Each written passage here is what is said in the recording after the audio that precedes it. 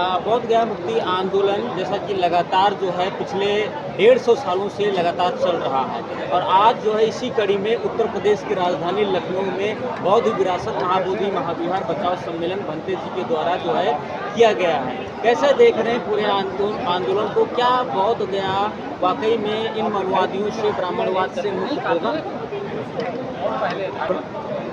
तथागत बुद्ध उनकी विचारधारा, संस्कृति एवं बौद्ध धर्म को कमज़ोर करने का प्रयास करते रहे हैं।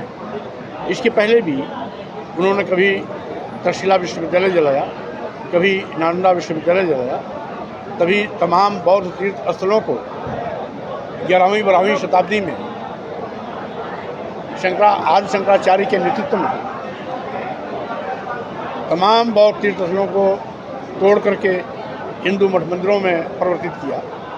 बद्रीनाथ, केदारनाथ, जगन्नाथ पुरी, रामेश्वरम, तिरुपति बालाजी मंदिर आदि इसके उदाहरण हैं। और यहाँ तक कि ऐसे ही सैकड़ों की तादाद में इस प्रकार के बौद्ध तीर्थ स्थल हैं जो हिंदू मठ मंदिर बनाए गए हैं। उसी दिशा में यथार्थवादी ताकतों का ये कुत्सित प्रयास है कि तथागत बुद्ध की ज्ञान स्थली महाबोधि विहार पर हिंदू पंडित पुजारियों को घुसेड़ करके उसको भी कब जाने की साजिश में हैं।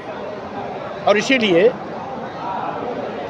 यह कार्यक्रम आयोजित किया गया जिससे कि सभी बौद्ध उपासकों, उपासिकाओं और बौद्ध धर्म के मानने वाले अनुयायियों को इस अनहोनी से,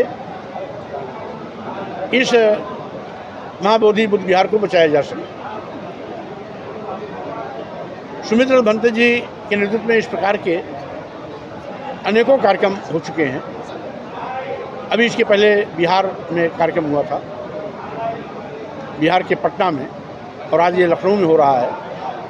जैसा कि हमने अपने संबोधन में भी स्पष्ट कर दिया, हम लोकतांत्रिक तरीके से भी अपनी लड़ाई को लड़ेंगे और न्यायपालिका का भी दरवाजा खटखटाएंगे। क्योंकि आज जिस तरीके से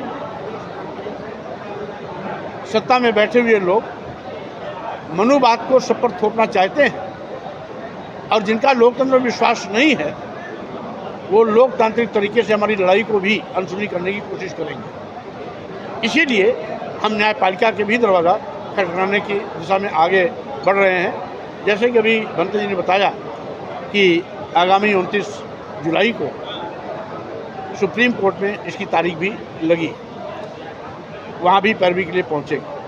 तो कुल मिलाकर के आज एक सोची समझी साजिश के तहत न केवल महाबोधि बुद्ध विहार को हड़पने की कोशिश की जा रही है, बल्कि इस देश के दबे खुले पीढ़ी शोषित मजलूम समाज के लोग, दलित, आदिवासी या पिछड़े, सबको फिर से शिक्षा से वंचित करने की कोशिश की जा रही है।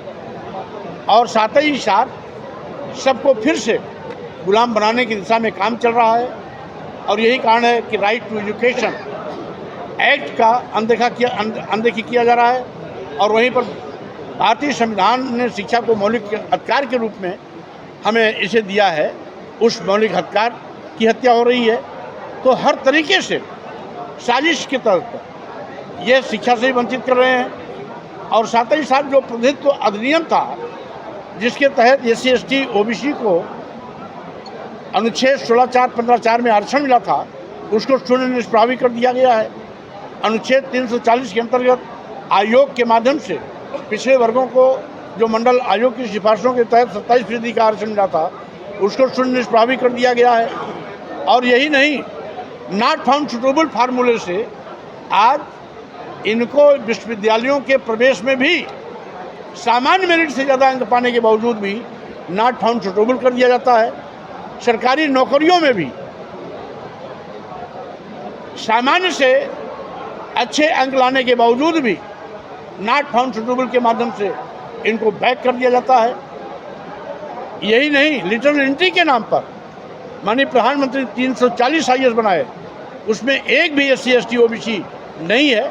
जो लगातार इनकी साजिश चल रही है इस देश के 90% दलित आदिवासी पिछड़े और महिलाओं को फिर से कमज़ोर बनाना, लाचार बनाना, गुलाम बनाना, शिक्षा सम्मान से वंचित करना, सारे अधिकारों से वंचित करना और साथ ही साथ उनको आरक्षण विहीन करके उनको फिर से अपाहिज बना देना और हैंड टू माउथ ज़िंदगी बीतने के लिए मजबूर हो जाएं, ऐसी परिस्थिति पैदा करना जो लगातार ये सरकार कर रही है और जिसके खिलाफ हम लोग विभिन्न मोर्चों के माध्यम से इस लड़ाई को लड़ भी रहे हैं। चलिए, बहुत बहुत धन्यवाद। धन्यवाद।